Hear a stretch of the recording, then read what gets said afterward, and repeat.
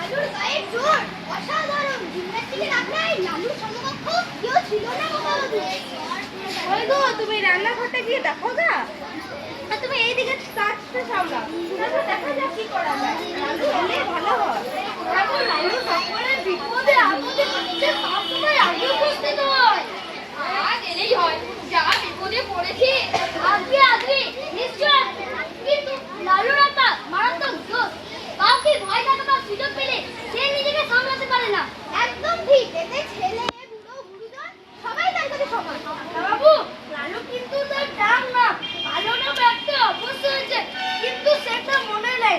হিন্দিতে লাল চৌধুরী মানে প্রিয় এই নাম থেকে কে দিয়েছিল ঠিক জানি না, কিন্তু মানুষের সঙ্গে সবাই এমন সংগতি কদাচিৎ মেলে সত্যি সবার প্রিয়।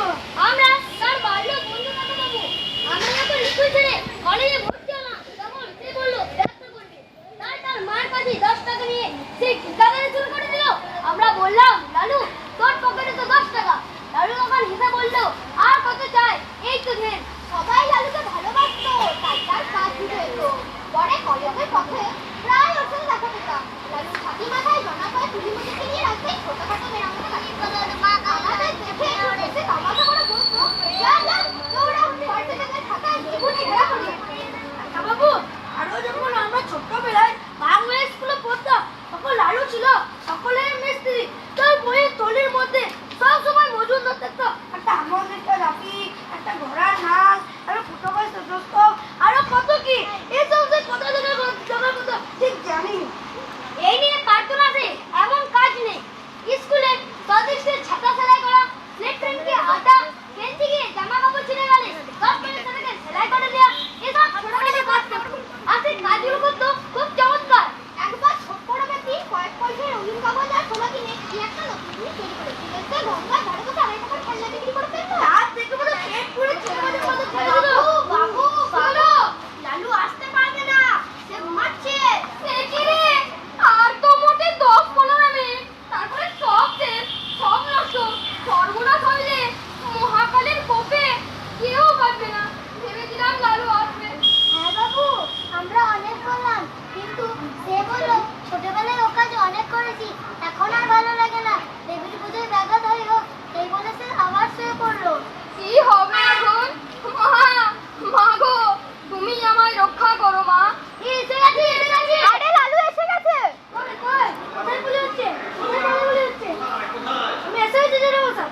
আরে প্রস্তুত কর। আরে তোরা রয়েছিস দেখছি এখানে। আরে এসে এসো লালু, আমার জুতো তো আমার সাথে বাড়িয়ে করেছিল, বললো আসবে না। তাহলে ছোটবেলায় এসব অনেক কাজ করেছি, তাই ওসব এখন আর ভালো লাগে না, তাই তখন না করে দিয়েছিলাম। তখন আমার বাবা বললেন, তুমি যাও, বাবার কথা অমান্য করার সাধ্য আমার নেই। জানা মশাই, বেশ করে এলাম। বেশ করেছো বাবা লালু। এই পাঠা প্রস্তুত কর, আর সময় নেই, লালুর হাতে খবর দে। এই তাদের পাঠা প্রস্তুত কর। লালু তুমি এসেছো, তোমার শিশু ঠিকই করেছো, আমাদের রক্ষা করেছে। লালু এটা গল্প হয়ে যাচ্ছে। লালু ওদিকে চলো, ওদিকে পাঠা করা হবে।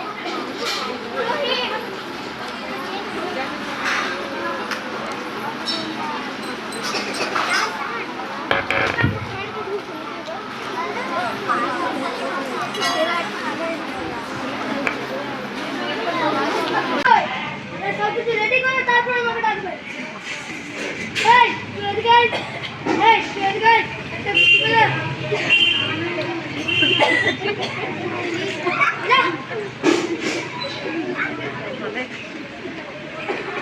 আয় মা, আয় মা কালী।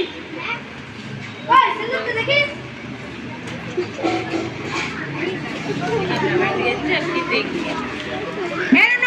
বস তোরা দেখতে পারি দেখি। এ বস রে।